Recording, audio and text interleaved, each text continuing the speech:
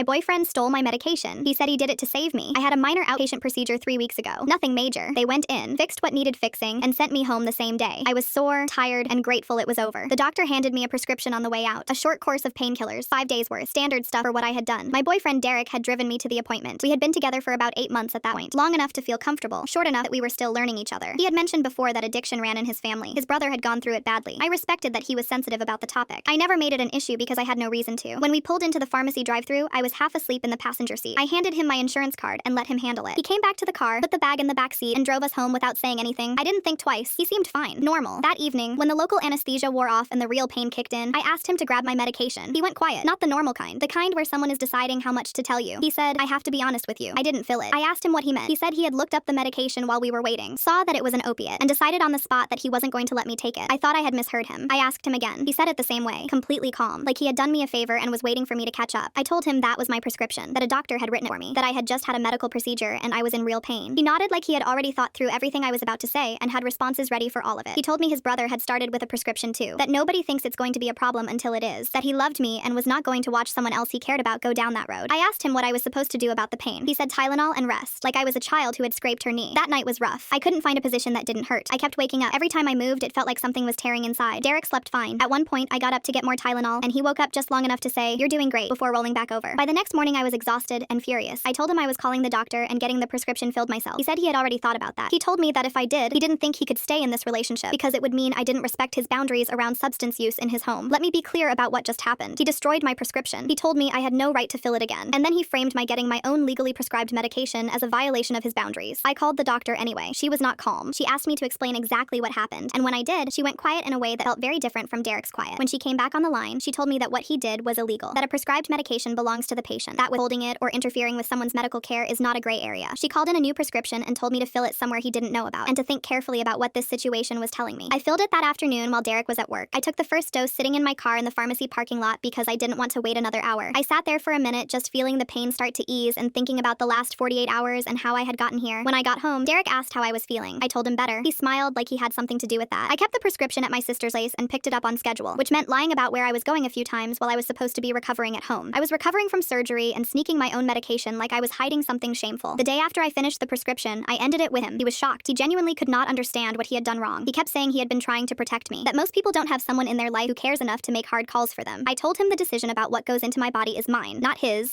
family's history, not his fear, mine. He texted me 3 days later. "I saved you from yourself. You just can't see it yet." I didn't respond because I finally understood. This was never about me. It was about him needing to feel like he could fix something that already broke him a long time ago. And I was just the person who was convenient enough to practice on.